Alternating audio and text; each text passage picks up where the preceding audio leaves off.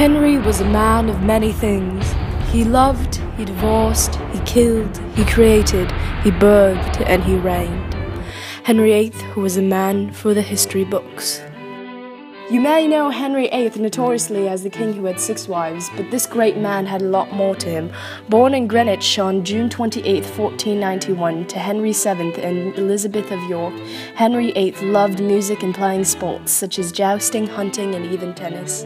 He was fluent in French and Latin, and was able to speak a little Greek and Spanish.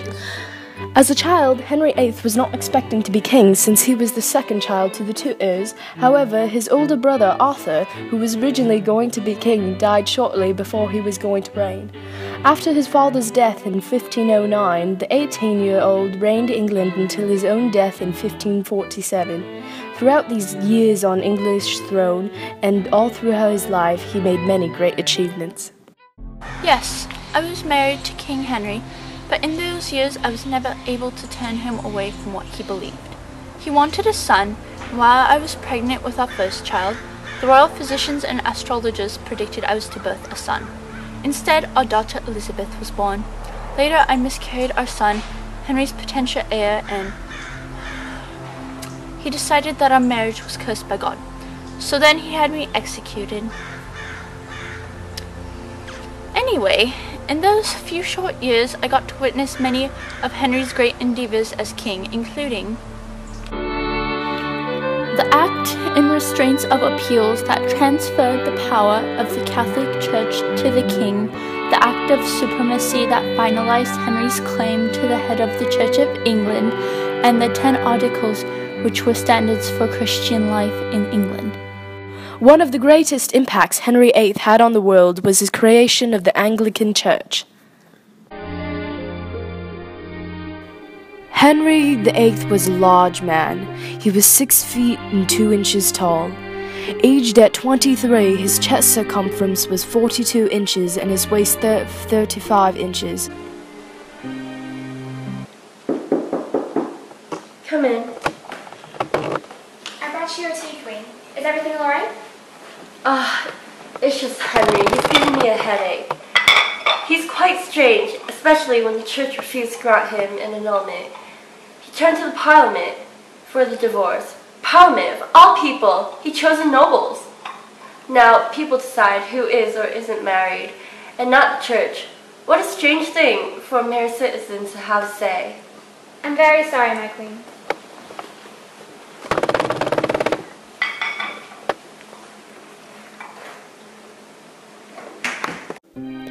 The greatest contribution Henry VIII had made to democracy would have to be his reformation in England.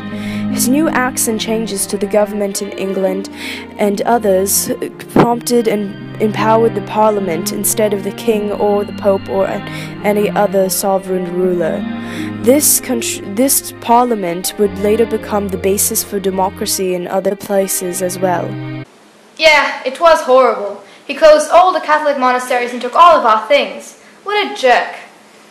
Yeah, he needed an heir, and the Pope wouldn't let him get a divorce to have a baby. Rumors also say that he had been secretly asking his next wife to be his mistress, but she was too proud for that, so he... So yeah, I made my own church with divorces and everything. I don't have to give money to that bastard Pope anymore.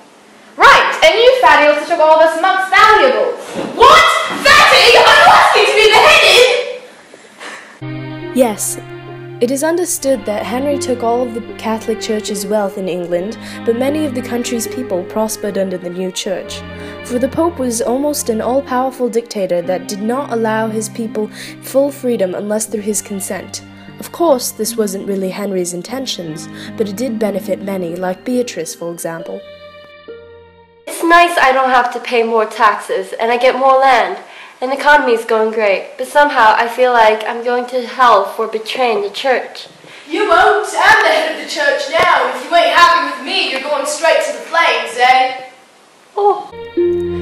Henry VIII died early on Friday 28th January 1547 at Whitehall Palace.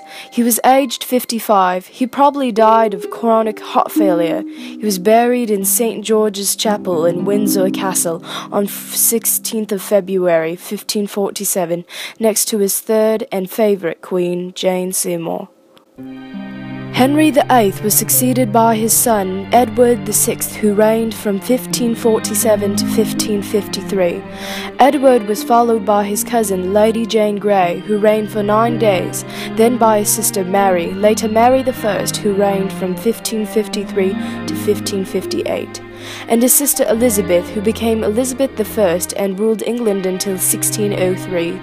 As Elizabeth did not marry or bear children, after her the throne passed to James VI of Scotland of the Stuart dynasty, who became James I of England. Henry VIII is famous for 2 reasons. He was a larger-than-life character whose enormous body weight, extravagant lifestyle, ruthlessness, and succession of wives have fascinated and horrified people ever since, and because during his reign important political, economic, and religious changes occurred which have shaped society ever since.